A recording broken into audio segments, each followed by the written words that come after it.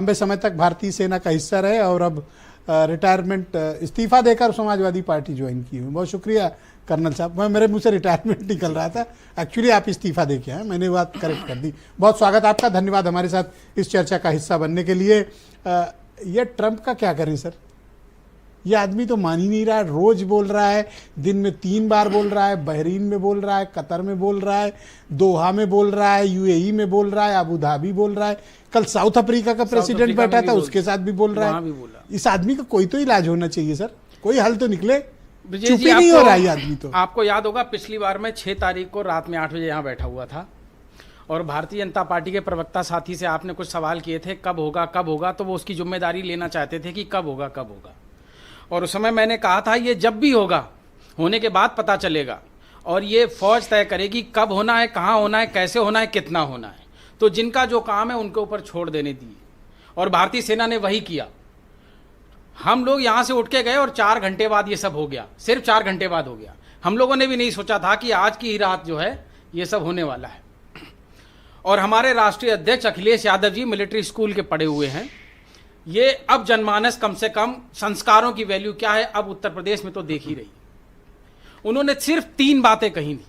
सबसे पहली बात उन्होंने कही थी कि पूरा देश इस तरीके के मसलों पे एक साथ होना चाहिए। दूसरा उन्होंने कहा था कि देश के मुद्दों पर, देश के सम्मान के मुद्दों पर किसी भी प्रकार की कोई भी राजनीति नहीं होनी चाहिए। और तीसरा उन्होंने कहा था कि कठोर फैसला लीजिए और कठोरतम क्रियान्वयन कीजिए, पूरा देश आपके साथ है। और मैं दावे के साथ कह सकता हूं सीज फायर की घोषणा हुए 12 दिन हो चुके हैं, हमारे नेता माननीय अखिलेश यादव जी ने एक भी बयान ऐसा नहीं दिया जिसमें देश का एक भी आदमी उन पर उंगली उठा सके। तो आखिर ये फिर अचानक पूरा सोशल मीडिया और पूरे टीवी पे ये हड़कंप क्यों चल रहा है? क्या हम चल भूल रहा है? जाते हैं कि पूरी दुनिया की मीडिया। अच्छा एक बात बताओ, पूरी दुनिया मोदी जी ने ये कहा कि सिंदूर कब बारूद बन गया, ये आप लोग को पता ही नहीं चला। देखिए ये इतना बारूद भर दिया पाकिस्तान के भीतर।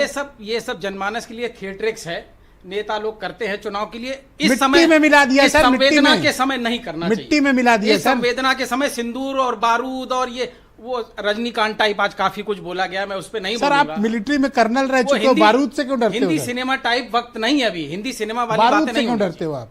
दूसरी बात, इतना मेरा पीतल अपना भर दिया व्यक्तिगत मानना पाकिस्तान है, 7 तारीख को हमला हुआ और 10 तारीख के बीच में ऑल पार्टी मीट्स 2 बार हुई। मैं बहुत आभारी हूं प्रधानमंत्री जी का कि उन्होंने समझा कि देश एक साथ होना चाहिए, सारे पार्टियों को साथ बैठा, अपडेट किया। लेकिन मेरे को एक बात समझ में नहीं आ रही है कि 12 दिन हो गए हैं सीज फायर को, एक ऑल पार्टी मीट बुलानी थी, पूरी स्थिति क्लियर कर देनी थी, बाहर निकल के एक अच्छा आधिकारिक बयान देना था और पूरे देश से आह्वान करना था, सभी राजनीतिक दलों से आह्वान करना था कि तिरंगा उठाइए, 142 करोड़ जनता एक साथ तिरंगा यात्रा। एक सवाल कर दूं, देखिए आज मीडिया में ये लाइन मिस हो गई, पता नहीं इस मीडिया ने इस लाइन पर प्रधानमंत्री के ध्यान क्यों नहीं दिया, क्योंकि जब वो बोलते हैं तो भारत के प्रधानमंत्री हैं, हम सबको रिप्रेजेंट कर रहे हो तो देश के प्रधानमंत्री, जब वो कहते हैं तो उस बात का कमिटमेंट को पूरा करने का दायित्व तो हम सब पर है, पूरे देश पर होगा। उन्होंने एक बहुत इंपॉर्टेंट बात प्राइम मिनिस्टर ने कही कि अगर पाकिस्तान ने इस रेखा को लांघना चाहा, इस रेखा मतलब आतंकवाद की तरफ अगर कदम बढ़ाना चाहा, तो उन्होंने स्पष्ट कहा पाकिस्तान अपने विनाश को न्योता देगा। भारत यानी कन्वेंशनल वॉर और न्यूक्लियर थ्रेट से डरने वाली कंट्री नहीं है, इस बात की क्लैरिटी तो भारत ने दे दी ना।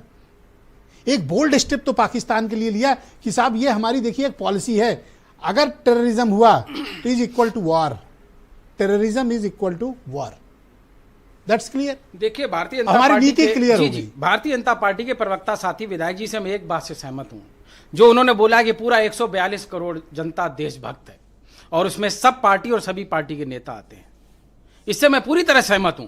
इसीलिए मैं ये भी जिम्मेदारी से कहता हूं कि अगर सरकार ने सीज फायर का फैसला लिया है तो जो भी साधन संसाधन होंगे उनके साथ बैठ के लिया होगा, लेकिन सभी पार्टियों को उसकी सूचना होनी चाहिए थी। बहुत धन्यवाद कर्नल साहब, लेना चाहिए था, दूसरे चरण में राजनीतिकरण नहीं। और मैं सबसे निवेदन करूंगा कि जब मैं जिस